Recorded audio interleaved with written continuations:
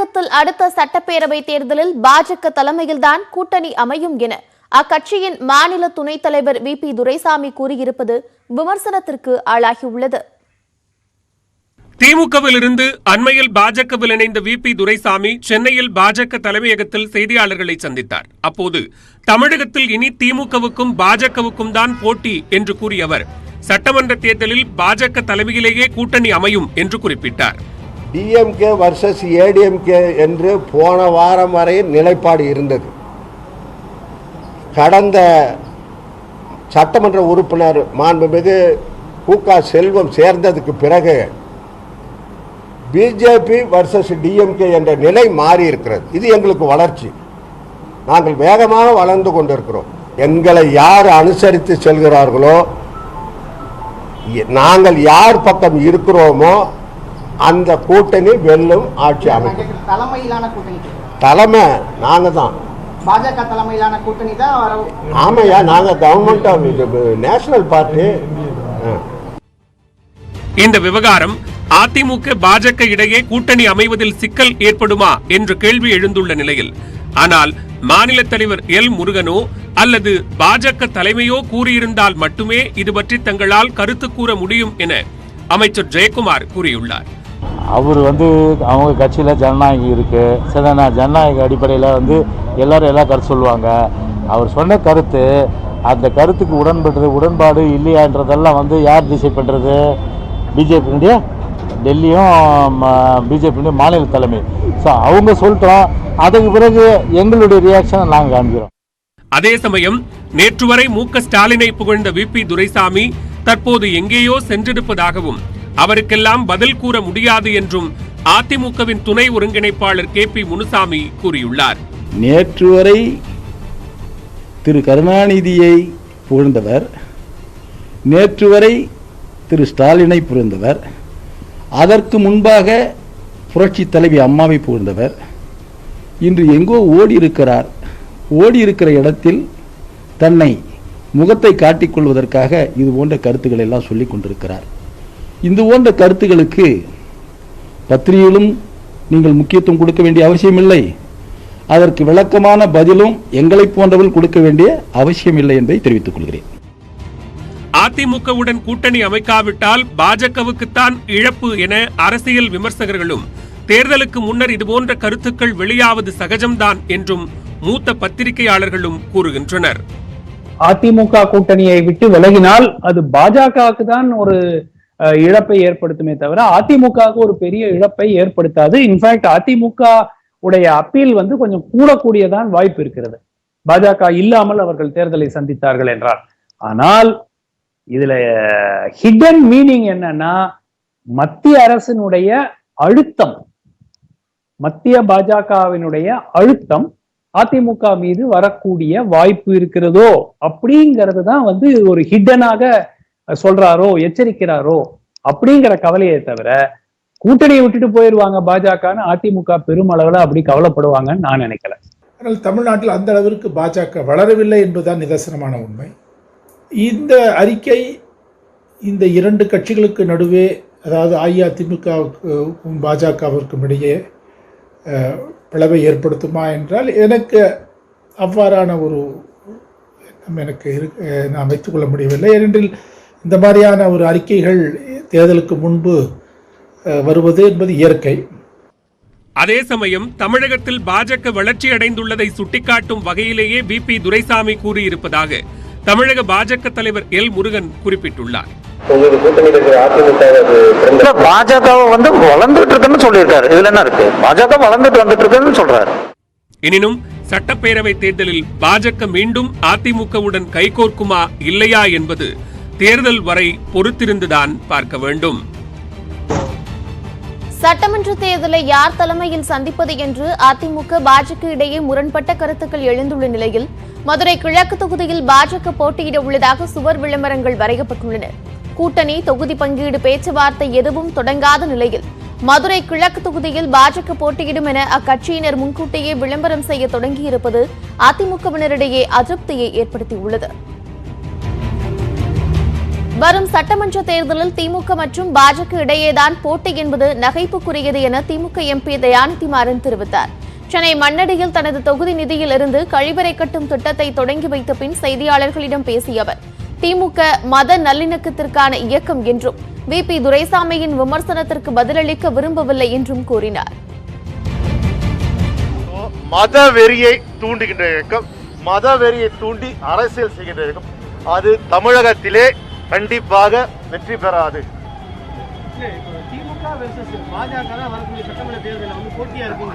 நான் மாஸ்கை கட்டினா நான் சிரிக்கிறதுக்கு தெரியும். நான் சிரிக்கிறேன், உண்மையில சிரிக்கிறேன். எனக்கு வார்த்தையே வரல, அவ்வளவு சிரிப்பா இருக்கு. ஆனால் கூடா நட்பு கேகா முடி என்பது அஇஅதிமுக சரியான இது. அவர் சொன்னது போலது அதிமுக பாஜக சேர்ந்தாங்க. இப்ப அவர்களே ஒண்ணுமே இல்லை, வெற்றி வேற்று என்று நாங்க சொல்லல, இன்றைக்கு சொல்வது பாஜக. அமெரிக்க துணை அதிபர் பதவிக்கான வேட்பாளராக கமலா ஹாரிஸ் அறிவிக்கப்பட்டுள்ளது கருப்பின மக்களை உற்சாகமடைய வைத்துள்ளது. ஒபாமா, கிளின்டன் உள்ளிட்டோர் கமலா ஹாரிஸுக்கு ஆதரவு அளித்துள்ள நிலையில் அவரது செயல்பாடுகள் குறித்து ட்ரம்ப் கடுமையாக விமர்சித்துள்ளார். அமெரிக்காவின் அதிபர் வேட்பாளராக ஜனநாயக கட்சியால் முன்னிறுத்தப்பட்டுள்ள ஜோ பைடன் துணை அதிபர் பதவிக்கான வேட்பாளராக இந்திய வம்சாவளியைச் சேர்ந்த கமலா ஹாரிஸை தேர்வு செய்துள்ளார். ஜோ பைடனின் இந்த நடவடிக்கை அமெரிக்க அரசியல் வட்டாரத்தில் பெரும் தாக்கத்தை ஏற்படுத்தியுள்ளது. கமலா ஹாரிஸ் குறித்து கருத்து தெரிவித்துள்ள அமெரிக்க அதிபர் டொனால்டு ட்ரம்ப், வெற்றி பெற வாய்ப்புள்ளவர் என முன்னிறுத்தப்படுபவர்களில் ஒருவர்தான் கமலா என தெரிவித்துள்ளார். ஆனால் அவருடைய செயல்பாடுகளின் மூலம் அவர் தோல்வியடைவார் என்பதை மக்கள் அறிந்துள்ளதாகவும் அவர் விமர்சித்துள்ளார். இதுவரை 2 விழுக்காடு அளவுக்கே கமலாவின் செயல்பாடுகள் உள்ளதாகவும் ட்ரம்ப் விமர்சித்துள்ளார். Plus, she was very, very nasty to one of the reasons that surprised me. She was probably nastier than even Pocahontas to Joe Biden. She was very disrespectful to Joe Biden, and it's hard to pick somebody that's that disrespectful. When she said things during the debates, during the Democrat primary debates, that were horrible about Sleepy Joe. Kamala துணை அதிபர் வேட்பாளராக அறிவிக்கப்பட்டுள்ளது குறித்து முன்னாள் அமெரிக்க அதிபர் Barack Obama மகிழ்ச்சி தெரிவித்துள்ளார். இதுகுறித்து ட்விட்டரில் பதிவிட்டுள்ள அவர், தனக்கு கமலா ஹாரிஸை நீண்ட காலமாக தெரியும் என்றும் அவர் வெற்றியடைய வேண்டும் என்றும் கூறியுள்ளார். மேலும் கமலா வேட்பாளராக அறிவிக்கப்பட்ட இந்த நாள் அமெரிக்காவுக்கு மிகச் சிறப்பான நாள் என்றும் ஒபாமா குறிப்பிட்டுள்ளார். துணை அதிபர் பதவிக்கு கமலா சிறப்பான தேர்வு என அமெரிக்க முன்னாள் அதிபர் கிளின்டன் கருத்து தெரிவித்துள்ளார். ஜோ பைடன் மற்றும் கமலா ஹாரிஸ் இணைந்து வலுவான கூட்டணியை உருவாக்கியுள்ளதாகவும் கிளின்டன் தனது ட்விட்டர் பக்கத்தில் தெரிவித்துள்ளார். அனைத்து பெண்கள், கருப்பின மற்றும் தெற்காசிய பெண்களும் பெருமிதம் கொள்ள வேண்டிய தருணம் என பிரபல நடிகை பிரியங்கா சோப்ரா ட்விட்டரில் பதிவிட்டுள்ளார். அவர் மட்டுமின்றி கருப்பினத்தைச் சேர்ந்த நடிகைகள் பலரும் கமலா ஹாரிஸுக்கு வாழ்த்து தெரிவித்து வருகின்றனர். துணை அதிபர் வேட்பாளராக கமலா ஹாரிஸ் அறிவிக்கப்பட்டுள்ளது அமெரிக்க வாழ் இந்தியர்களிடம் உற்சாகத்தை ஏற்படுத்தியுள்ளது. அமெரிக்க வரலாற்றில் முதல் முறையாக கருப்பின பெண் ஒருவர் துணை அதிபர் பதவிக்கான வேட்பாளராக அறிவிக்கப்பட்டுள்ளது உலகம் முழுவதும் உள்ள கருப்பின மக்களுக்கு உற்சாகத்தை அளித்திருக்கிறது. கமலா ஹாரிஸின் அரசியல் பிரவேசம் மற்றும் வாழ்க்கை குறித்து இப்போது பார்க்கலாம். சென்னையை பூர்வீகமாக கொண்ட புற்றுநோய் ஆராய்ச்சியாளர் ஷியாமலாவுக்கும் ஜமைக்காவைச் சேர்ந்த டொனால்டு ஹாரிஸுக்கும் மூத்த மகளாக 1964ஆம் ஆண்டு பிறந்தவர் கமலா ஹாரிஸ். அமெரிக்காவின் ஓக்லாந்தில் பிறந்திருந்தாலும் சென்னை பெசன்ட் நகரில் உள்ள தாத்தா கோபாலகிருஷ்ணன் வீட்டிற்கு அடிக்கடி விஜயம் செய்வதை வழக்கமாக கொண்டிருந்தார். கமலா ஹாரிஸுக்கு 7 வயது இருக்கும்போது அவரது பெற்றோர் பிரிந்துவிட்டனர். இதனால் தனது தாய் ஷியாமலாவின் அரவணைப்பில் மிகவும் உறுதியான பெண்ணாக வளர்க்கப்பட்டார். ஹார்வர்ட் பல்கலைக்கழகத்தில் அரசியல் மற்றும் பொருளாதாரமும், கலிபோர்னியா பல்கலைக்கழகத்தில் சட்டமும் பயின்றவர். வழக்கறிஞராக தனது வாழ்க்கையை தொடங்கிய கமலா 2003ஆம் ஆண்டு சான் பிரான்சிஸ்கோ மாவட்ட நீதிமன்ற அட்டர்னி ஜெனரலாக தேர்வு செய்யப்பட்டார். பின்னர் கலிபோர்னியா மாகாணத்தில் அட்டர்னி ஜெனரலாகவும் இருந்தார். கலிபோர்னியா மாகாணத்திற்கு தேர்வு செய்யப்படும் முதல் பெண் மற்றும் முதல் கருப்பினத்தவர் என்ற பெருமையையும் அவர் பெற்றார். அப்போது 11 வயது பெண்களை விபச்சாரத்தில் ஈடுபடுத்துவதை எதிர்த்து குரல் எழுப்பினார். விபச்சாரத்தில் ஈடுபடும் பெண்கள் குற்றவாளிகள் அல்ல, பாதிக்கப்பட்டவர்கள் என்று நீதிமன்றத்தில் தனது வாதத்தை முன்வைத்தார். 2016ஆம் ஆண்டு கலிபோர்னியாவில் இருந்து அமெரிக்க செனட் சபைக்கு போட்டியிட்டு வெற்றி பெற்றார். அமெரிக்க செனட் சபைக்கு இந்திய வம்சாவளியைச் சேர்ந்த பெண் ஒருவர் தேர்வானது அதுவே முதல் முறையாகும். செனட் சபையில் நடந்த விசாரணைகளில் ட்ரம்ப் அரசின் நிர்வாக அதிகாரிகளை துல்லியமான கேள்விகளால் துளைத்தெடுத்து பலரது கவனத்தையும் ஈர்த்தார். குறுகிய காலத்திலேயே ஜனநாயக கட்சியின் முக்கிய தலைவர்களில் ஒருவராக உருவெடுத்த கமலா ஹாரிஸ் அமெரிக்க அதிபர் தேர்தலில் Kamala Harris for the people என்ற முழக்கத்துடன் வேட்பாளராகவும் தன்னை முன்னிறுத்திக் கொண்டார். அதிபர் வேட்பாளர்களுக்கிடையே நடைபெற்ற விவாதங்களின் போது ஜோ பைடனை கடுமையாக தாக்கினார். Do you agree today that you were wrong to oppose busing in America? Then, no, do you agree? I did not oppose busing in America. What I opposed is busing ordered by the Department of Education. That's what I opposed. Well, there was a failure of states to integrate public schools in America. I was part of the second class to integrate Berkeley, California public schools almost 2 decades after Brown v. Board of Education.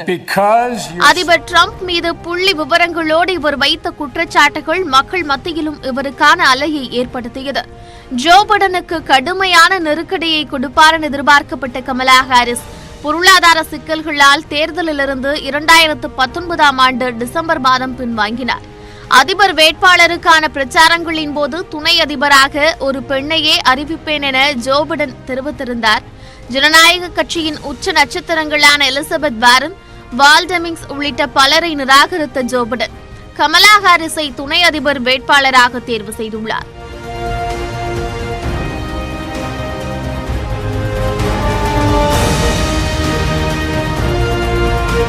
November மாதம் நடைபெறவுள்ள தேர்தலில் Joe Biden வெற்றி பெற்றால் அவர் பதவியேற்கும் போது அவருக்கு 78 வயதாகும். மிக அதிக வயதில் அதிபராக பொறுப்பேற்கும் அவர் அடுத்த தேர்தலில் போட்டியிட வாய்ப்பில்லை என்றும் 2024 தேர்தலில் கமலா ஹாரிஸ் ஜனநாயக கட்சியின் அதிபர் வேட்பாளராக அறிவிக்கப்பட வாய்ப்புகள் அதிகம் என்றும் அரசியல் நோக்கர்கள் தெரிவிக்கின்றனர். அமெரிக்காவில் இதுவரை பெண்கள் அதிபராகவோ துணை அதிபராகவோ இருந்ததில்லை. 1984ஆம் ஆண்டு ஜெரால்டைன் ஃபெரோராவும் 2008ஆம் ஆண்டு சாரா பாலினும் துணை அதிபர் வேட்பாளர்களாக அறிவிக்கப்பட்டனர். ஆனால் அந்த 2 தேர்தல்களிலும் அவர்கள் சார்ந்திருந்த கட்சிகள் தோற்கடிக்கப்பட்டன. கமலா ஹாரிஸ் திறமையான சட்ட வல்லுநர் என 5வது தூண் நிறுவனர் விஜய் ஆனந்த் தெரிவித்திருக்கிறார். இதுகுறித்து நியூஸ் 18 தொலைக்காட்சிக்கு அவர் வெளியிட்டுள்ள வீடியோவில் கமலா ஹாரிஸ் குற்றம் புரிபவர்களுக்கு அச்சத்தை ஏற்படுத்தும் வகையில் பல்வேறு கடுமையான சட்டங்களை இயற்றி மக்கள் மனதில் நற்பெயரை பெற்றவர் என பெருமிதம் தெரிவித்துள்ளார். திருமதி கமலா ஹாரிஸ் அவர்கள் வாஷிங்டன் நகரத்தில் ஹார்வர்ட் பல்கலைக்கழகத்திலே 1986ஆம் ஆண்டு இளங்கலை அரசியல் மற்றும் பொருளாதாரம் பயின்றவர். அதன் பிறகு 1989ஆம் ஆண்டில் கலிபோர்னியா மாகாணத்தில் university of California San Francisco நகரத்தில் அமைந்திருக்கும் யூனிவர்சிட்டி ஆஃப் கலிபோர்னியாவிலே சட்டம் பயின்றவர். அப்பொழுதிலிருந்து 1990ஆம் ஆண்டு அங்கே நம் தமிழகத்திலும் இந்தியாவிலும் public prosecutor, assistant public prosecutor என்று சொல்லக்கூடிய டிஸ்ட்ரிக்ட் அட்டார்னி, சிட்டி அட்டார்னி போன்ற பல பொறுப்புகள் வகித்து பிறகு இறுதியாக கலிபோர்னியா மாகாணத்தின் அட்டார்னி ஜெனரலாக பொறுப்பேற்றவர்.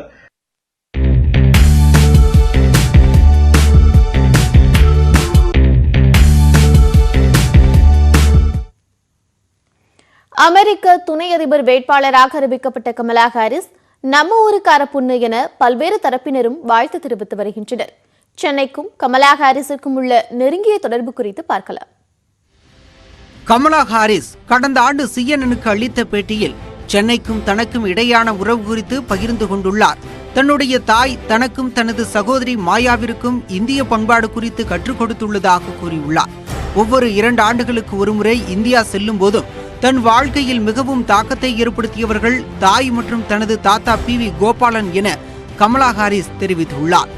இந்திய வம்சாவளியை சேர்ந்த ஒருவர் அமெரிக்க துணை அதிபர் வேட்பாளராக அறிவிக்கப்பட்டது மிகுந்த மகிழ்ச்சி அளிப்பதாக இந்தியாவில் உள்ள கமலா ஹாரிஸின் உறவினர்கள் தெரிவித்துள்ளனர்.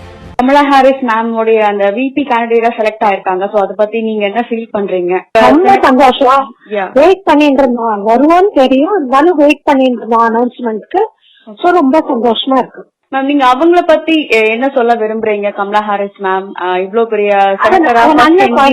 அமெரிக்கன் அவளை நிறைய தடவை நாங்க குழந்தையாவும் பாத்துருக்கோம். வயசான அப்புறமும் நிறைய தடவை வந்திருக்கா அவள் இந்தியாவுக்கு. சோ நாங்க நிறைய கான்டாக்ட். லாஸ்ட் நான் அவளை பார்த்தது எப்போ, when she was chosen as a senator, I come there for அவளோட ஸ்வேரிங் எனக்கு வந்திருந்தேன் செனட்டருக்கு. அந்த மாதிரி சோவியல் இன்டராக்டட் அந்த மாதிரி நாங்க பண்ணிருக்கோம். சோ அந்த குழந்தை ஷீஸ் நைஸ் அஃபெக்ஷனேட் நல்ல குழந்தைமா, அவ்வளவுதான். Okay okay. நீங்க அவங்க கிட்ட பேசுனீங்களா இந்த அனௌன்ஸ்மெண்ட் வந்ததுக்கு அப்புறம்? எனக்கே காலம்பர 4 மணிக்கு யாரோ இட்டு விட்டா அவ busy summer. Okay okay ma'am. Okay, thank you so much. Thank you. இந்நிலையில் சுதந்திர போராட்ட தியாகியாக இருந்த தனது தாத்தா PV கோபாலன் பின்னர் மாநில அளவிலான செயலாளர் பதவிகளில் இருந்துள்ளதாகவும் கமலா ஹாரிஸ் தனது பேட்டிகளில் பகிர்ந்து கொண்டுள்ளார். தாத்தாவின் ஓய்விற்கு பிறகு சென்னை பெசன்ட் நகர் கடற்கரையில் அவருடன் நடைபயிற்சி மேற்கொண்டதையும் கமலா பேட்டிகளில் நினைவு கூர்ந்துள்ளார். கடற்கரை நடைபயிற்சியில் தனது சகாக்களுடன் தாத்தா ஊழலை தடுப்பது குறித்தும் அரசியல் குறித்தும் நடத்திய உரையாடல்கள் தனக்குள் தாக்கத்தை ஏற்படுத்தியதாக கூறும் கமலா, அவை தன்னை நேர்மையான பொறுப்புள்ள பெண்ணாக மாற்றியதாக தெரிவித்துள்ளார். பிரபல தொலைக்காட்சியில் தொகுப்பாளினி மிண்டி சொக்கலிங்கம் நடத்திய நிகழ்ச்சியில் கலந்து கொண்டு கமலா ஹாரிஸ் தோசை சுடும் வீடியோ தற்போது வேகமாக பரவி வருகிறது. அப்போதும் கூட சென்னை உடனான தனது நினைவலைகளை அவர் பகிர்ந்து கொண்டார். How are you? It's so good to meet you. Thank you for coming. My grandparents lived in Besant Nagar. Yeah, actually, they were in my family lives there. Yes, I would go and take walks on the morning on the beach with my grandfather. Yeah. மேலும் உலகிலேயே இந்தியாதான் மிகவும் பழமையான ஜனநாயகத்தை கொண்டுள்ளதாகவும் அதுவே தன்னை இந்த அளவிற்கு உயர்த்தியுள்ளதாகவும் கூறியுள்ள கமலா, தனது தாத்தா பாட்டி மனித உரிமை மீது நம்பிக்கை கொண்டவர்கள் எனவும் தெரிவித்துள்ளார். இந்தியர்களும் குறிப்பாக தமிழர்களும் பெருமை கொள்ள வேண்டிய தருணம் இது என கமலா ஹாரிஸ் குறித்து துணை முதலமைச்சர் ஓ பன்னீர்செல்வம் ட்விட்டரில் பதிவிட்டுள்ளார்.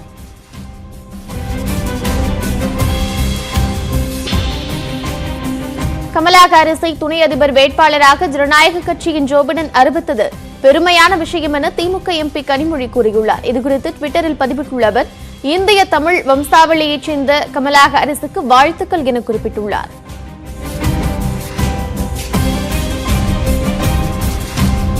கருப்பின மக்களின் உரிமைகளுக்கு குரல் கொடுத்து வருபவரும் சிறந்த பெண் அரசியல்வாதிகளில் ஒருவருமான கமலா ஹாரிஸ் வரலாற்றை முறியடித்து அமெரிக்க துணை அதிபராக வேண்டுமென கரூர் காங்கிரஸ் MP ஜோதிமணி வாழ்த்து தெரிவித்துள்ளார். கட்சி வெற்றி பெற்று இவர்கள் தேர்தலில் வெற்றி பெற்றால் அந்த ஜனாதிபதி துணை ஜனாதிபதி பதவிக்கு இதுவரைக்கும் அமெரிக்காவோட நூற்றாண்டு காலங்களான சரித்திரத்துல ஒரு பெண் வந்ததே கிடையாது. அந்த வரலாற்றை முறியடித்து அப்படி ஒரு முதல் பெண்ணா கமலா ஹாரிஸ் அவர்கள் இடம்பெறுவார்கள். அதற்காக தமிழகத்தின் சார்பாகவும் இந்தியாவின் சார்பாகவும் எனது காங்கிரஸ் கட்சியின் சார்பாகவும் எனது நல்வாழ்த்துக்களை கமலா ஹாரிஸ் அவர்களுக்கு தெரிவித்துக் கொள்கிறேன். நன்றி.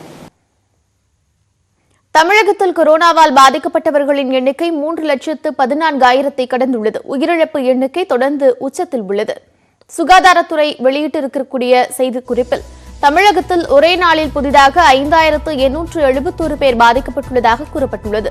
இதனால் ஒட்டுமொத்த பாதிப்பு 3,14,520 அதிகரித்துள்ளது. சென்னையில் தொடர்ந்து 6வது நாளாக தொற்று பாதிப்பு 1000க்கும் கீழே சென்றுள்ளது. இங்கு புதிதாக 993 பேர் உட்பட இதுவரை 1,12,059 பேர் பாதிக்கப்பட்டுள்ளனர். சென்னையை தவிர்த்து பிற மாவட்டங்களில் ஒரே நாளில் புதிதாக 4,878 பேருக்கு தொற்று கண்டறியப்பட்டுள்ளது. செங்கல்பட்டில் 439 பேருக்கும், திருவள்ளூரில் 407, கடலூரில் 337 பேருக்கும், காஞ்சிபுரத்தில் 371 பேருக்கும் தொற்று கண்டறியப்பட்டுள்ளது. சென்னையில் 20 பேர் உட்பட மாநிலம் முழுவதும் ஒரே நாளில் 119 பேர் உயிரிழந்தனர். இதனால் தமிழகத்தில் கொரோனா உயிரிழப்பு எண்ணிக்கை 5,278 அதிகரித்துள்ளது. தமிழகம் முழுவதும் ஒரே நாளில் 5,633 பேர் குணமடைந்து வீடு திரும்பினர். குணமடைந்தோர் விகிதம் 81% தாண்டி மொத்த எண்ணிக்கை 2,56,000 கடந்துள்ளது. தமிழகத்தில் ஒரே நாளில் அதிகபட்சமாக 69,697 பேருக்கு கொரோனா பரிசோதனை மேற்கொள்ளப்பட்டுள்ளது. இதுவரை பரிசோதனை செய்யப்பட்டவர்களின் எண்ணிக்கை 33,10,036 உயர்ந்துள்ளது.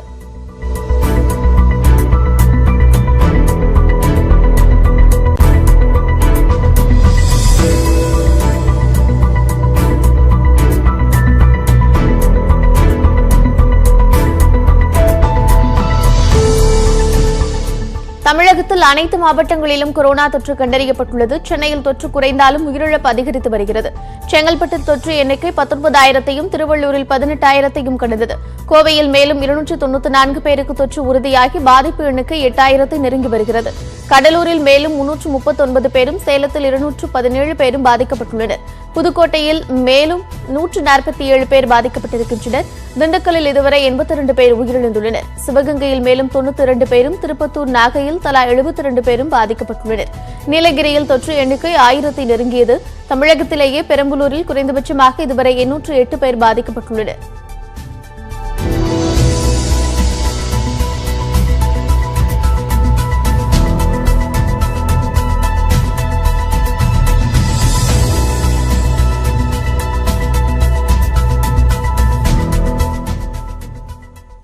தமிழகத்தின் மூலை முடுக்குகளில் எல்லாம் கொரோனா பரவிவிட்டதாக கூறும் தொற்றுநோய் மருத்துவர் சுப்பிரமணியன், தடுப்பூசி வரும் வரை அதை கட்டுப்படுத்துவது பற்றி பேசி பயனில்லை என தெரிவித்துள்ளார்.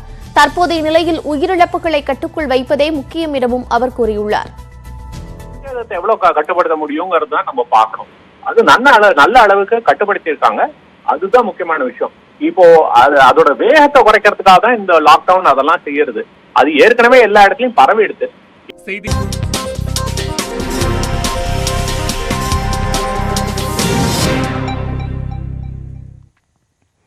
கர்நாடக மாநில தலைநகர் பெங்களூரு 6 மணி நேரம் பற்றி எரிந்துள்ளது. ஒரே ஒரு முகநூல் பதிவினால் ஏற்பட்ட கலவரம் 3 பேர் உயிரை பறித்தது எப்படி? 110 பேர் கைதானது எப்படி? பார்க்கலாம்.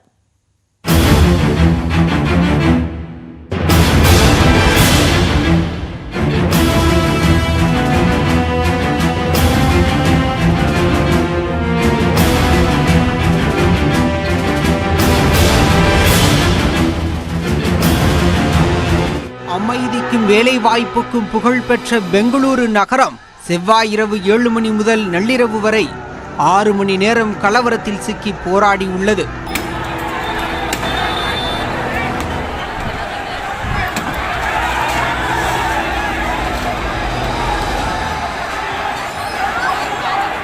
போலீசார் துப்பாக்கிச் சூட்டில் 3 பேர் உயிரிழந்துள்ள நிலையில் இதுவரை 110 பேர் கைதாகி உள்ளனர்.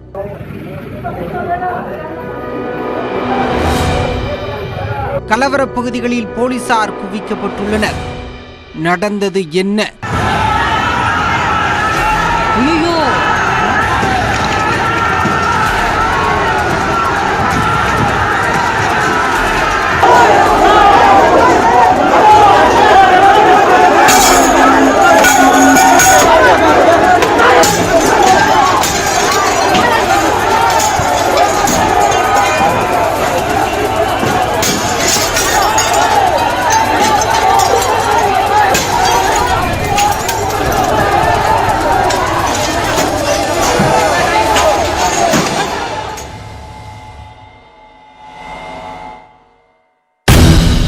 கர்நாடக மாநில காங்கிரஸ் கட்சியை சேர்ந்த புலிகேசி நகர் தொகுதி எம்எல்ஏ அகண்ட சீனிவாசமூர்த்தி, இவரது உறவினரான நவீன் என்ற இளைஞர் ஓரிரு நாட்களுக்கு முன்பு தனது ஃபேஸ்புக் பக்கத்தில் இஸ்லாமிய மதம் பற்றி சர்ச்சைக்குரிய வகையில் பதிவிட்டதாக கூறப்படுகிறது.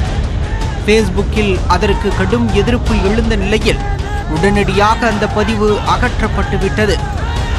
ஆனால் தனது ஃபேஸ்புக் பக்கம் ஹேக் செய்யப்பட்டதாக நவீன் கூறி வந்தார். இதனால் ஆத்திரமடைந்த இஸ்லாமியர்களில் ஒரு பிரிவினர் காவல் பைரச்சந்திரா பகுதியில் உள்ள எம்எல்ஏ சீனிவாசமூர்த்தியின் வீட்டிற்கு சென்று வெளியில் போராட்டத்தில் ஈடுபட்டுள்ளனர். சிறிது நேரத்தில் அவரது வீடு மீது கல்வீச்சில் ஈடுபட்ட ஒரு கும்பல் பெட்ரோல் குண்டுகளை வீசியுள்ளது.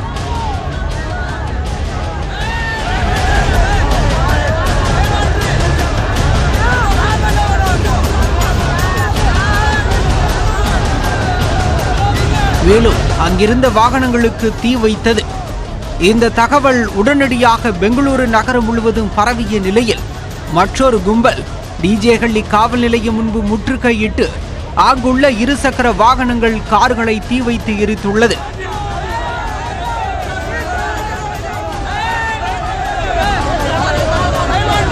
கேஜிஹள்ளி, டிஜேஹள்ளி காவல் நிலையங்களுக்கு செல்லும் முக்கிய சாலைகளை கலவரக்காரர்கள் ஆக்கிரமித்துக் கொண்டதால் போலீசாரால் விரைவாக சம்பவ இடத்திற்கு செல்ல முடியவில்லை.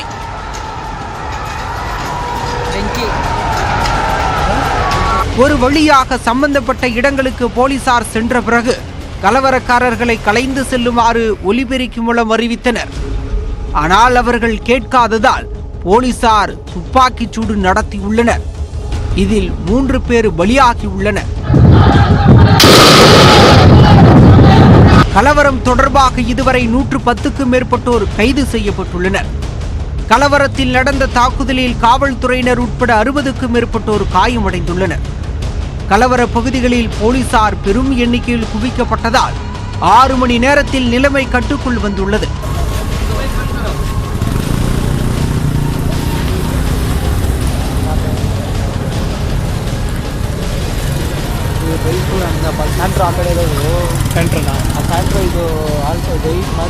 இதனிடையே கலவரத்தின் போது புலிகேசி நகர் பகுதியில் இருந்த இந்து கோயிலுக்கு எதுவும் சேதமாகிவிடக்கூடாது என்பதற்காக முஸ்லிம் இளைஞர்கள் அரண் அமைத்து நின்ற காட்சிகள் சமூக நல்லிணக்கத்திற்கு எடுத்துக்காட்டாய் மாறியுள்ளது.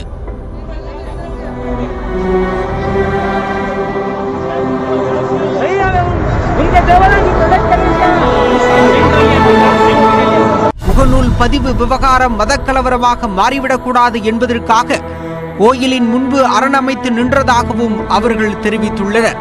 முதல்வர் எடியூரப்பா முதல் அனைத்து அரசியல் கட்சி தலைவர்களும் இந்த வன்முறை சம்பவத்திற்கு கண்டனம் தெரிவித்துள்ளனர்.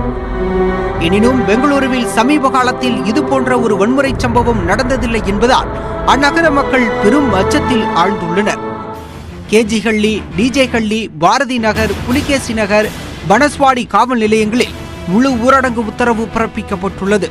மேலும் பெங்களூரு நகர் முழுவதும் 144 தடை உத்தரவு பிறப்பிக்கப்பட்டுள்ளது. சர்ச்சைக்குரிய வகையில் பேஸ்புக்கில் பதிவிட்ட எம்எல்ஏ சீனிவாசமூர்த்தியின் உறவினர் நவீன் கைது செய்யப்பட்டுள்ளார். அவரிடம் போலீசார் விசாரணை நடத்தி வருகின்றனர்.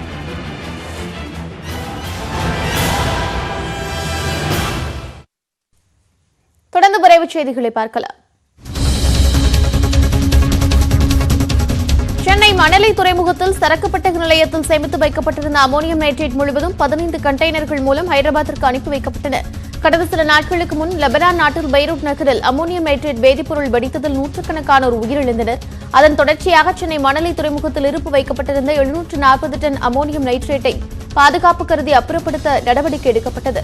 ஹைதராபாத்தைச் சேர்ந்த நிறுவனம் மின்னணு முறையில் அமோனியம் நைட்ரேட்டை ஏலத்தில் எடுத்த நிலையில் அவற்றை அகற்றும் பணியை மேற்கொண்டது. கடந்த 9ஆம் தேதி 10 கண்டெய்னர்களில் 181 டன் அமோனியம் நைட்ரேட்டும், செவ்வாய்க்கிழமை 12 கண்டெய்னர்களில் 229 டன் அமோனியம் நைட்ரேட்டும் ஹைதராபாத்திற்கு எடுத்துச் செல்லப்பட்டன. நிலையில் மீதமுள்ள அமோனியம் நைட்ரேட் வேதிப்பொருள் அனைத்தும் 15 கண்டெய்னர்கள் மூலம் ஹைதராபாத்திற்கு அனுப்பி வைக்கப்பட்டன. 3 கட்டமாக 697 டன் அமோனியம் நைட்ரேட் அகற்றப்பட்டுள்ள நிலையில் எஞ்சியுள்ள 43 டன் அமோனியம் நைட்ரேட் குறித்து தகவல் தெரிவிக்கப்படவில்லை. கிரானைட் தொடர்பான வழக்கில் மதுரை முன்னாள் மாவட்ட ஆட்சியர் மீது குற்றவியல் நடவடிக்கை எடுக்க வேண்டும் என்று கீழமை நீதிமன்றம் பிறப்பித்த உத்தரவை உயர்நீதிமன்ற கிளை ரத்து செய்தது.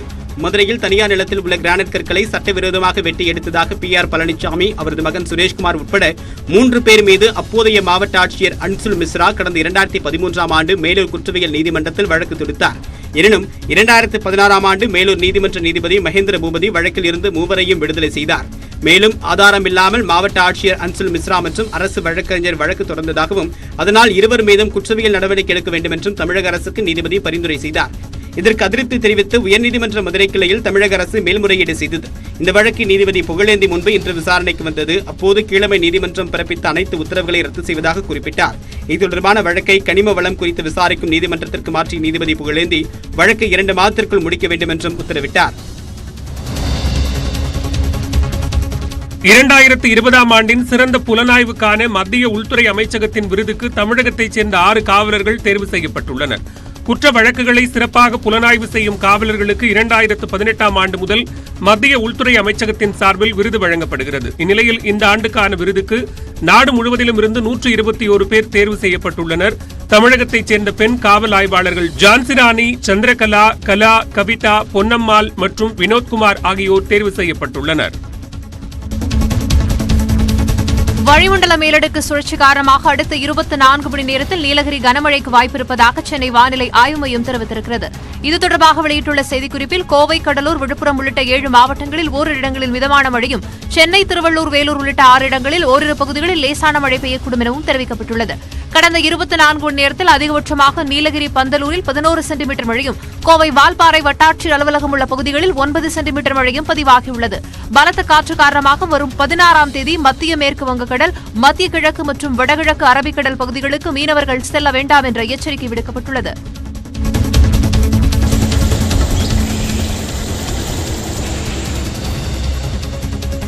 கூடலூரில் பெய்த கனமழையால் பாலம் அடித்துச் செல்லப்பட்டது. இதனால் சுமார் 200 குடும்பங்களுக்கு போக்குவரத்து துண்டிக்கப்பட்டுள்ளது. நீலகிரி மாவட்டத்தில் கூடலூர், பந்தலூர் உள்ளிட்ட பகுதிகளில் கடந்த 10 நாட்களாக கனமழை பெய்து வருகிறது. இதனால் பல்வேறு பகுதிகளில் நிலச்சரிவு மற்றும் வெள்ளப்பெருக்கு ஏற்பட்டு கடும் பாதிப்பு ஏற்பட்டது.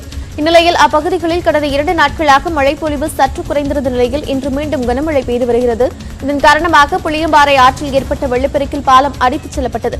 இதனால் கோழிக்கொல்லி, கத்தரித்தோடு உள்ளிட்ட பல்வேறு கிராமங்களின் போக்குவரத்து முற்றிலும் துண்டிக்கப்பட்டுள்ளது. அப்பகுதியில் தமிழ்நாடு பேரிடர் மீட்புப் படையினர் சாலையை சீரமைக்கும் பணியில் ஈடுபட்டுள்ளனர்.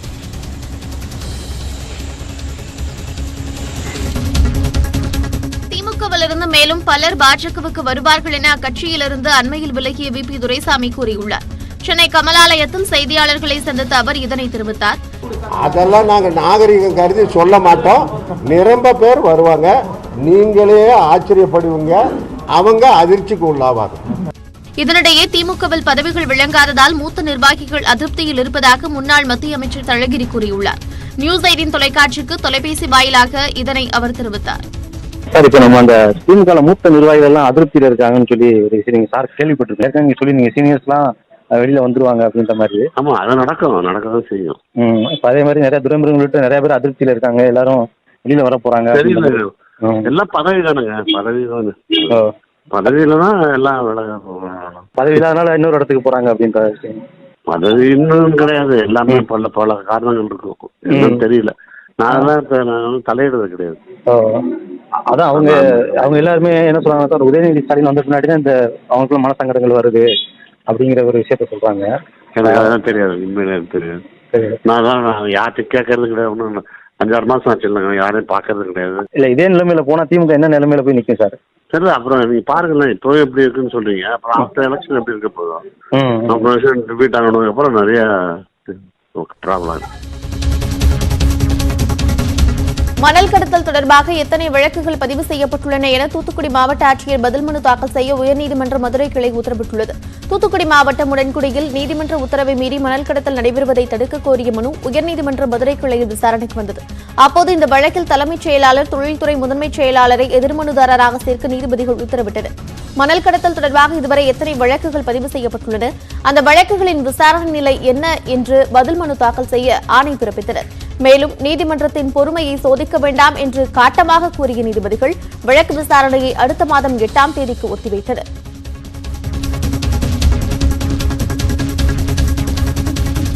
சென்னை காசிமேட்டில் கடலுக்கு சென்று மாயமான மீனவர்களை கண்டுபிடிக்க வலியுறுத்தி அவர்களின் உறவினர்கள் சாலை மறியல் போராட்டத்தில் ஈடுபட்டனர். திருவொற்றியூர் பகுதியைச் சேர்ந்த 10 மீனவர்கள் கடந்த 22ஆம் தேதி மீன்பிடிக்க விசைப்படகில் ஆழ்கடலுக்கு சென்றனர். சுமார் 20 நாட்கள் மேலாகியும் அவர்கள் கரை திரும்பாததால் உறவினர்கள் மீன்வளத்துறை அதிகாரிகளிடம் மனு அளித்தனர். இருப்பினும் எந்த நடவடிக்கையும் எடுக்கவில்லை என கூறி காசிமேடு மீன்பிடி துறைமுகம் எதிரே சாலையில் அமர்ந்து உறவினர்கள் மறியலில் ஈடுபட்டனர். இதுகுறித்து தகவல் அறிந்து வந்த அமைச்சர் ஜெயக்குமார், மீனவர்கள் விரைவில் மீட்கப்படுவர் என உறுதியளித்ததை அடுத்து அவர்கள் அங்கிருந்து கலைந்து சென்றனர். புதுச்சேரியில் தனியார் பள்ளி நிர்வாகத்தின் அலட்சியத்தால் மாணவர்களுக்கு 10ஆம் வகுப்பு தேர்ச்சி முடிவு வரவில்லை என கூறி பெற்றோர் ஆர்ப்பாட்டத்தில் ஈடுபட்டனர். அரியாங்குப்பம் பகுதியில் செயல்படும் தனியார் பள்ளியில் 2019-20ஆம் ஆண்டில் 19 மாணவர்கள் 10ஆம் வகுப்பு பயின்றனர். இந்த மாணவர்களின் விவரங்களை பள்ளி நிர்வாகம் கல்வித்துறைக்கு அனுப்பவில்லை எனவும் இதனால் அவர்களின் தேர்வு முடிவுகள் வெளியாகவில்லை எனவும் கூறப்படுகிறது. இந்த நிலையில் பள்ளி நிர்வாகத்தை கண்டித்து மாணவர்களின் பெற்றோர் போராட்டத்தில் ஈடுபட்டனர். இதனையடுத்து சம்பவ இடத்திற்கு வந்த அத்தொகுதி MLA அரசிடம் பேசி நடவடிக்கை எடுப்பதாக உறுதியளித்ததை அடுத்து அவர்கள் கலைந்து சென்றனர். 10ஆம் வகுப்பு பொதுத் தேர்வில் 4359 மாணவர்கள் தேர்ச்சி பெறாதது குறித்து கல்வித்துறை ஆணையர் CG தாமஸ் விசாரணை மேற்கொண்டு வருகிறார். தமிழகத்தில் 10ஆம் வகுப்பு பொதுத் தேர்வு முடிவுகள் கடந்த 10ஆம் தேதி வெளியானது. இதில் 100% தேர்ச்சி பெற்றதாக தமிழக அரசு அறிவித்துள்ளது. இருப்பினும் இடைநிற்றல் உள்ளிட்ட காரணங்களால் 4359 மாணவர்கள் தேர்ச்சி பெறவில்லை என்று பள்ளிக்கல்வித்துறை அறிவித்துள்ளது. இதனால் தேர்வு முடிவுகளில் தொடர்ந்து குழப்பங்கள் நீடித்து வருகிறது. இந்நிலையில் இந்த விவகாரம் தொடர்பாக பள்ளிக்கல்வித்துறை ஆணையர் CG தாமஸ் விசாரணை மேற்கொண்டு வருகிறார். இதில் இடைநின்ற மாணவர்களுக்கு எப்படி ஹால் டிக்கெட் அனுப்பப்பட்டது உள்ளிட்ட தகவல்கள் மாவட்ட கல்வி அலுவலரிடம் சேகரிக்கப்பட்டு வருகின்றன. ஜெயலலிதாவின் போயஸ் தொட்ட இல்லத்தை நினைவில்லமாக மாற்றுவதை எதிர்த்து தீபக் தாக்கல் செய்த வழக்கின் விசாரணையை அடுத்த வாரத்திற்கு சென்னை உயர்நீதிமன்றம் தள்ளி வைத்துள்ளது. மறைந்த முதலமைச்சர் ஜெயலலிதாவின் போயஸ் இல்லத்தை நினைவில்லமாக மாற்றுவதற்காக அண்மையில் அரசால் கையகப்படுத்தப்பட்டது. இதற்காக 68 கோடி ரூபாய் இழப்பீடு நிர்ணயித்து உத்தரவு பிறப்பிக்கப்பட்டது. வேதா நிலையத்தை அரசு கையகப்படுத்த எதிர்ப்பு தெரிவித்து தீபக்கும் இழப்பீடு நிர்ணயத்தை எதிர்த்து தீபாவும் உயர்நீதிமன்றத்தை நாடினர். இந்த வழக்கில் 2 நீதிபதிகள் அமர்வுக்கு மாற்றி தனி நீதிபதி உத்தரவிட்டிருந்தார். இந்நிலையில் தீபக் தொடர்ந்த வழக்கு இன்று விசாரணைக்கு வந்தது. அப்போது தீபாவின் மனு விசாரணைக்கு பட்டியலிடப்படவில்லை என்று சுட்டிக்காட்டப்பட்டது. இதனை ஏற்றுக்கொண்ட நீதிபதிகள் இரு வழக்குகளின் விசாரணையும் அடுத்த வாரம் நடைபெறும் என்று கூறி ஒத்திவைத்தனர்.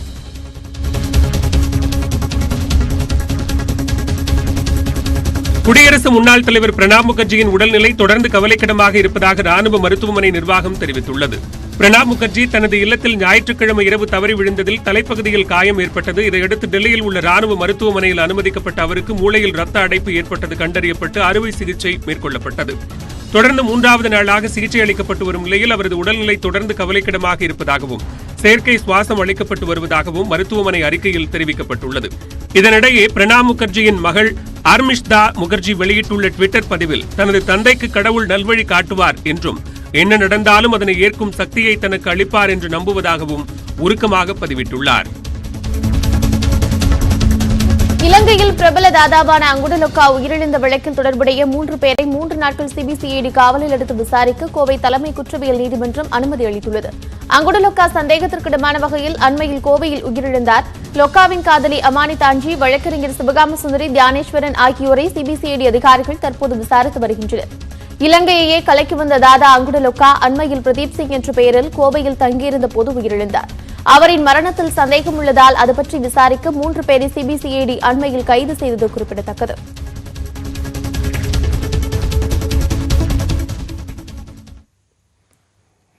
அதிமுக முதலமைச்சர் வேட்பாளர் யார் என்பதில் அமைச்சர்களிடையே முரண்பட்ட கருத்து நிலவி வரும் நிலையில் அதனை உரிய நேரத்தில் கட்சி அறிவிக்கும் என்று அதிமுகவின் துணை ஒருங்கிணைப்பாளர் KP முனுசாமி கூறியுள்ளார்.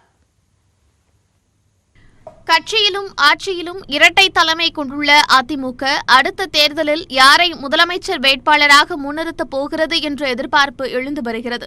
இதற்கு முற்றுப்புள்ளி வைக்கும் வகையில் தேர்தலுக்கு பிறகே எம்எல்ஏக்கள் ஒன்று கூடி யார் முதலமைச்சர் என்பதை முடிவு செய்வார்கள் என அமைச்சர் செல்லூர் ராஜு அண்மையில் கூறினார். அண்ணா திராவிட முன்னேற்ற கழகத்தை கொள்கையை பொறுத்தளவுக்கு சட்டமன்ற உறுப்பினர்கள் கூடி யாரை முதலமைச்சர் என அறிவிக்கிறார்களோ, கூடி தலைவராக யார் அறிவிக்கிறதோ சட்டமன்ற உறுப்பினர்கள் சொல்கிறார்களோ அவர்தான் முதலமைச்சர். இதில் எந்த மாற்று கருத்தும். அதே சமயம் எடப்பாடியாரே என்றும் முதலமைச்சர் என்று அமைச்சர் ராஜேந்திர பாலாஜி ட்விட்டரில் பதிவிட்டிருந்தது கட்சியில் சலசலப்பை ஏற்படுத்தியது. இதேபோல கடந்த நாடாளுமன்ற தேர்தல், சட்டமன்ற இடைத்தேர்தல்களைப் போல எடப்பாடி பழனிசாமியை முன்னிறுத்தும் வகையிலேயே தற்போது தேர்தல்களும் சென்று கொண்டிருப்பதாக அமைச்சர் RB உதயகுமார் கூறியிருக்கிறார். மாண்புமிகு முதலமைச்சர் அண்ணன் எடப்பாடியார் அவர்கள், அவருக்கு துணையாக இன்றைக்கு மாண்புமிகு துணை முதலமைச்சர் அவர்கள் இருவரும் மிக சிறந்த புரிதலை வைத்திருக்கிறார். ஆகவே அவர்கள் இன்றைக்கு தீர்க்கமாக முடிவெடுத்து தேர்தலுக்கு அழைத்து செல்வதற்கு இன்றைக்கு பல்வேறு வியூகங்களை வகுத்திருக்கின்றார். இந்த வியூகங்கள் இன்றைக்கு எதிரிகளுக்கு சிம்ம சொப்பனமாக இருக்கிறது. ஆகவே எதிர்க்கட்சிகள் இதில் குளிர்காயலாம் என்றுதான் நினைக்கின்றார்கள் தவிர நாங்கள் தெளிவாக இருக்கிறோம். ஆகவே இதில் எந்த குழப்பமும் இல்லை. மாண்பு முதலமைச்சராக பாசமிகு அண்ணன் எடப்பாடியார் அவர்களை முன்னிறுத்தி தான் களம் சென்று கொண்டிருக்கிறது. ஆனால் அமைச்சர் ஜெயக்குமாரோ எம்ஜிஆர், ஜெயலலிதா மற்றும் இரட்டை இலை சின்னத்தை முன்னிறுத்தியே தேர்தலை எதிர்கொள்வோம் என கூறியுள்ளார். புரட்சித் தலைவர் எம்ஜிஆர், புரட்சித் தலைவர் அம்மா, அதே போல வெற்றி சின்னம், எல்லாரும் வாழ வைத்த சின்னம், ரெட்டலை சின்னம். ஸோ இதுதான் முன்னிலைப்படுத்து. ஓகேவா? இந்த 3 முன்னிலைப்படுத்தி கட்சி முன்னிலைப்படுத்தி யார் அந்த நேரத்தில் அப்ராப்ரியேட்ன்றதை கண்டிப்பாக கட்சி டிசைட் பண்ணோம். இதில் என்ன இருக்கு மாறுபட்ட கருத்து? இப்படி அமைச்சர்களிடையே மாறுபட்ட கருத்து இருந்து வரும் நிலையில் சில நிர்வாகிகள் அமைச்சர்களிடையே பல ஆசைகள் இருக்கலாம் என்று கூறியுள்ள அதிமுகவின் துணை ஒருங்கிணைப்பாளர் KP முனுசாமி, யார் முதலமைச்சர் வேட்பாளர் என்பது கட்சி தலைமை உரிய நேரத்தில் அறிவிக்கும் என்று கூறியுள்ளார். முதல்வர் வேட்பாளர் என்பதை உரிய நேரத்தில் முறையாக கட்சி தலைமை அறிவிக்கும். எங்களை போன்ற 2ஆம் கட்ட நிலையில் இருக்கின்றவர்களோ, 3ஆம் கட்ட நிலையில் இருக்கின்றவோ அல்லது கழக மற்ற தொண்டர்களோ, அவர்கள் சில பேர் சில விதங்களில் ஆசைப்படலாம். அந்த ஆசை அவருடைய விருப்பம், அது முழுவதும் கட்சியினுடைய விருப்பம் என்று சொல்லிவிட முடியாது. கட்சியினுடைய தலைமை உட்கார்ந்து கலந்தாலோசித்து அன்றைய சூழலில் அன்று நிலைமையில் முடிவெடுக்கும். இன்று மாண்பு முதலமைச்சர் எடப்பாடி பழனிசாமி சிறப்பான ஆட்சி செய்து கொண்டிருக்கிறார். சாதாரண மனிதன் கூட நேரடியாக சந்திக்கக்கூடிய நல்ல ஒரு வாய்ப்பை இந்த ஆட்சி ஏற்படுத்தியிருக்கிறது. இந்த முதலமைச்சர், துணை முதலமைச்சர் மற்ற அமைச்சர் பெருமக்கள் ஏற்படுத்தியிருக்கிறார்கள். எனவே இது ஒரு கூட்டு முயற்சி. இந்த முயற்சி தொய்வில்லாமல் நிச்சயமாக மேலும் மேலும் வளரும். அடுத்த தேர்தலிலும் அனைத்திந்திய அண்ணா திராவிட முன்னேற்றக் கழகம் உறுதியாக வெற்றி பெறும் என்பதை தெரிவித்துக் கொள்கிறேன். தேர்தலுக்கு இன்னும் நீட்டி வருகின்றனர். அந்த வகையில்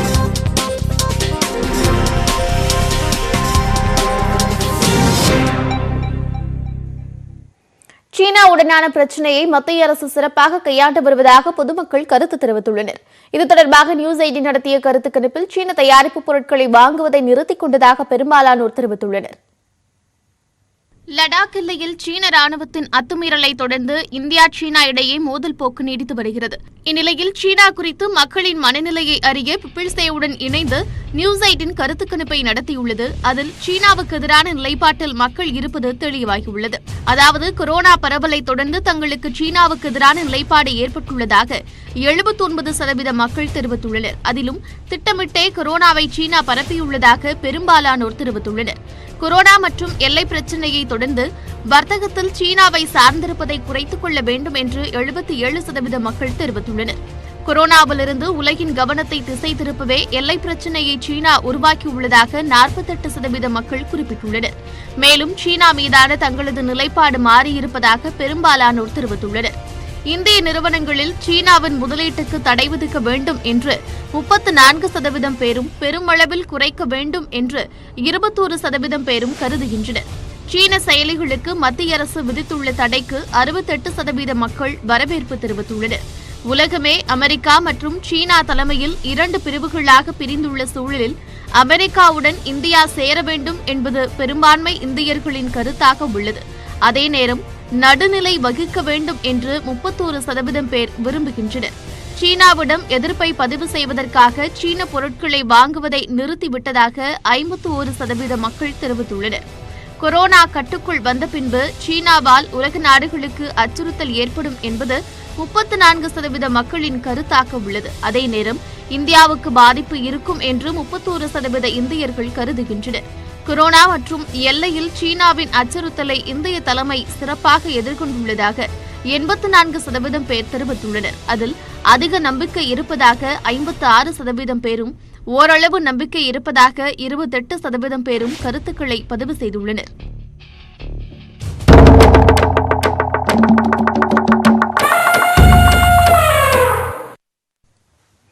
இயற்கையின் பாதுகாவலனாக விளங்கி வரும் யானைகளின் உயிரிழப்பு தொடர்ந்து அதிகரித்து வருகிறது. ஆகஸ்ட் 12 சர்வதேச யானைகள் தினம் கொண்டாடப்படும் நிலையில் அவற்றின் முக்கியத்துவம் குறித்து இந்த தொகுப்பில் பார்க்கலாம்.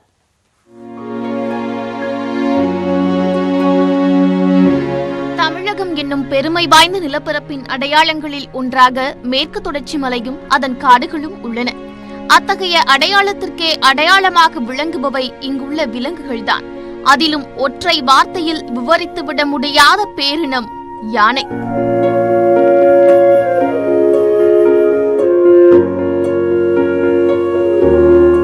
பல கிலோமீட்டருக்கு அப்பால் தண்ணீர் எங்கே இருக்கிறது என்பதை தன் நுண்ணறிவால் கண்டறிந்து அதை நினைவில் வைத்து தனது சந்ததியினருக்கு கடத்தும் ஆற்றல் இந்த பேருயிருக்கு மட்டுமே உண்டு.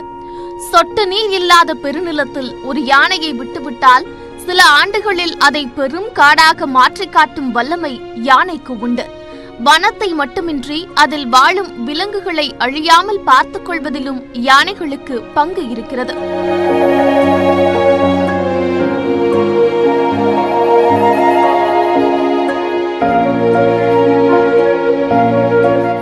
கோவை மாவட்டம் ஆனைமலை புலிகள் காப்பகத்திற்குட்பட்ட பகுதிகளில் அதிக அளவில் காட்டு யானைகள் வாழ்ந்து வருகின்றன. உணவு தட்டுப்பாடு, வேட்டையாடுதல், யானை மனித மோதல்கள், யானைகள் வழித்தட ஆக்கிரமிப்பு, உடல்நல குறைவு என பல்வேறு காரணங்களால் யானைகள் உயிரிழப்பது அதிகரித்து வருகிறது. கடந்த 10 ஆண்டுகளில் 2000க்கும் மேற்பட்ட யானைகளும், நடப்பாண்டில் மட்டுமே கோவை மாவட்டத்தில் 25க்கும் மேற்பட்ட யானைகளும் உயிரிழந்துள்ளதாக ஆய்வறிக்கைகள் கூறுகின்றன. மேட்டுப்பாளையம் கல்லாறு பகுதியில் நடத்தப்பட்ட ஆராய்ச்சியில் காடுகளின் பரப்பளவு குறைந்ததால் விலங்குகளின் உயிரிழப்பு அதிகரித்து வருவது தெரிந்த நிலையில் இதற்கு எந்த நடவடிக்கையும் எடுக்காதது யானைகளின் உயிரிழப்பிற்கு முக்கிய காரணம் என வனவிலங்கு ஆர்வலர்கள் கூறுகின்றனர். அந்த யானைகள் வழித்தடத்திற்கான வெறும் ஒரு 1000 ஏக்கராவை முதல்ல கையகப்படுத்தியிருந்தால் இன்றைக்கு மேட்டுப்பாளையம் அந்த கல்லார் வனப்பகுதியில் யானைகளுடைய வலசை பாதை மீட்டெடுக்கக்கூடிய ஒரு வாய்ப்பு கிடைத்திருந்திருக்கும். காட்டுக்கு பக்கத்தில் இருக்கிற நிலங்கள் எல்லாம் கவர்மெண்ட் வாங்கிட்டே இருந்து காடுகளின் ஏரியாவை அந்த பரப்பளவை அதிகப்படுத்தினா தான் வனவிலங்குகளுக்கான ஒரு வாழ்விடம் மீட்டெடுக்கக்கூடிய ஒரு வழி வரும். மனித மோதலில் பிடிபடும் யானைகளை வனத்துறையினர் பயிற்சி அளித்து வளர்த்து வந்தாலும் அவற்றை பராமரிக்க தீவிரம் காட்ட வேண்டும் என வனவிலங்கு ஆர்வலர்கள் கோருகின்றனர். டாப் ஸ்லிப் யானைகள் வளர்ப்பு முகாமில் உள்ள 28 யானைகளை பராமரிக்க கால்நடை மருத்துவரை நியமிக்க வேண்டும் என்பது நீண்டகால கோரிக்கையாக உள்ளது. நம்ம ஆனமலை பகுதியிலேயே ஏதாவது ஒரு பிரச்சனை ஆகுது, இல்லை டாப் ஸ்லிப்பில் ஒரு ப்ராப்ளம் ஆகுது, இல்லை வால்பாறையில் ஒரு ப்ராப்ளம் ஆகுதுன்னா கோயம்புத்தூர்லேருந்து டாக்டர்களை வரவழைக்கிறாங்க. ஸோ அவங்க வர்றதுக்குள்ளே இதனுடைய நிலைமை என்ன ஆகும் அப்படிங்கிறத நம்ம யோசிச்சு பார்க்கணும். ஸோ 28 யானைகளை மெயின்டைன் பண்ணுற நம்ம ஆனைமலை புலிகள் காப்பகம் ஏன் ஒரு டாக்டரை ஃபிக்ஸ் பண்ண முடியாதா? கண்முன்னே ஒரு இனம் அழிவதை பார்த்து கொண்டிருக்காமல் யானைகள் உள்ளிட்ட வனவிலங்குகளை பாதுகாக்க இந்த யானைகள் தினத்தில் உறுதியேற்போம். நியூஸ் 18 தமிழ்நாடு செய்திகளுக்காக பொள்ளாச்சியிலிருந்து செய்தியாளர் மா சக்திவேல்.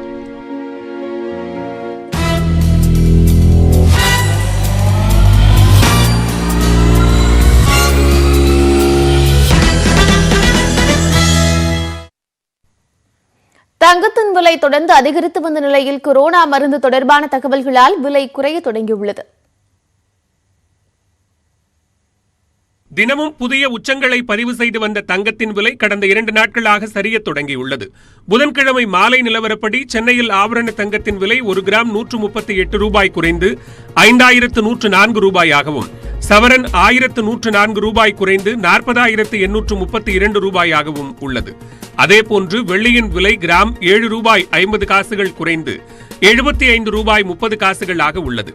கடந்த வெள்ளிக்கிழமை காலை நிலவரப்படி ஒரு சவரன் தங்கம் 43,360 இருந்த நிலையில் புதன்கிழமை காலை நிலவரப்படி 3,256 ரூபாய் குறைந்து 40,104 ரூபாய்க்கு விற்பனையானது. ஆனால் மாலையில் ஒரு சவரன் 728 ரூபாய் அதிகரித்து 40,832 வர்த்தகம் நிறைவடைந்தது. இதனால் தங்கம் விலை குறையும் வேகத்தில் சற்று சறுக்கல் ஏற்பட்டது. கடந்த வெள்ளிக்கிழமை மாலை நிலவரப்படி 1 கிராம் தங்கம் 5,416 ரூபாயாக இருந்த நிலையில் தற்போது 5,013 ரூபாயாக குறைந்ததால் கடந்த 4 தினங்களில் 1 கிராம் தங்கத்தின் விலை 312 ரூபாயும் சவரனுக்கு 2,496 ரூபாயும் குறைந்துள்ளது. கடந்த வெள்ளியன்று 1 கிராம் வெள்ளியின் விலை 83 ரூபாய் 60 காசுகளாக இருந்த நிலையில் தற்போது 70 ரூபாய் 30 காசுகளாக உள்ளதால் கடந்த 4 தினங்களில் 1 கிராம் வெள்ளியின் விலை 8 ரூபாய் 30 காசுகளும் கட்டி வெள்ளி 8,300 ரூபாயும் குறைந்துள்ளது. கொரோனாவிற்கு மருந்து கண்டுபிடித்து விட்டதாக ரஷ்யா அறிவித்துள்ள நிலையில் சர்வதேச அளவில் தங்கம் மற்றும் வெள்ளியின் மீது முதலீடு செய்திருந்த முதலீட்டாளர்கள் அவற்றை விற்று லாபத்தை பதிவு செய்ய தொடங்கியுள்ளனர். இதன் காரணமாகவே தங்கத்தின் விலை பன்மடங்கு குறைந்துள்ளது. வேர்ல்டு லெவலில் அதில் ரஷ்யாவில் வெளியிட்டாங்க, ப்ளஸ் இந்தியாவில் பார்த்தோம்னா 3வது கட்ட ட்ரையல் நடந்துகிட்டு இருக்கு. ஸோ இதெல்லாம் வந்தாச்சு அப்படின்னா இன்னும் கொஞ்சம் குறையிறதுக்கு உண்டான வாய்ப்புகள் இருக்குது. அது வரைக்கும் பார்த்தோம்னா கோல்டில் இன்வெஸ்ட் பண்ணிட்டு இருக்கவங்க இப்போ அடுத்த ஷேர்ஸ் எல்லாமே ஃபார்மா கம்பெனி அந்த மாதிரி மாற ஆரம்பிக்கும். ஸோ இப்போ கோல்டு ரேட் டிமாண்ட் கொஞ்சம் குறைஞ்சி இந்த ஏற்றம் இறக்கம்ன்றது இன்னொரு 1 வாரத்துக்கு அப்படியே இருக்கும். அதுக்கப்புறம் திருப்பி ஏறுவதற்கு உண்டான வாய்ப்புகள் அதிகமாக காணப்படும். குறிப்பாக தங்கத்தின் மீதான முதலீட்டில் ETF எனப்படும் வகையில் முதலீட்டாளர்கள் அதிக அளவில் விற்பனை செய்துள்ளனர். டாலரின் மதிப்பு அதிகரித்ததும் சர்வதேச சந்தையில் தங்கத்தின் விலை குறைய முக்கிய காரணமாக பார்க்கப்படுகிறது. தற்போதைய நிலையில பார்க்கும்பொழுது அமெரிக்கா, சீனா ஆகிய 2 நாடுகளுக்கு இடையே மேற்கொண்டு எத்தகைய ஒரு வர்த்தக உறவில் மேம்படுத்த இருக்கிறார்கள். இதுவையெல்லாம் இந்த தங்கத்தினுடைய விலையில நிச்சயமாக எதிரொலிக்கக்கூடிய வாய்ப்புகள் இருக்கின்றன. ஆனால் முதலீட்டாளர்களை பொறுத்தவரை இந்த மாதிரியான ஒரு இறக்கங்களை பயன்படுத்தி முதலீடுகளை மேற்கொள்வதில் எந்தவிதமான ஒரு தவறும் இருக்காது. தற்போதைய நிலையில பார்க்கும் பொழுது அமெரிக்கா சீனா ஆகிய 2 நாடுகளுக்கு இடையே மேற்கொண்டு எத்தகைய ஒரு வர்த்தக உறவில வந்து மேம்படுத்த இருக்கிறார்கள். இவையெல்லாம் அந்த தங்கத்தினுடைய விலையில நிச்சயமாக எதிரொலிக்கக்கூடிய வாய்ப்புகள் இருக்கின்றன. ஆனால் முதலீட்டாளர்களை பொறுத்தவரை இந்த மாதிரியான ஒரு இறக்கங்களை பயன்படுத்தி முதலீடுகளை மேற்கொள்வதில் எந்தவிதமான ஒரு தவறும் இருக்காது. அதேபோன்று கடந்த சில நாட்களாக தங்கத்தின் விலை எந்த வரம்புமின்றி அதிகரித்து மிக அதிக விலை என்ற நிலையை அடைந்தது. தற்போது கொரோனா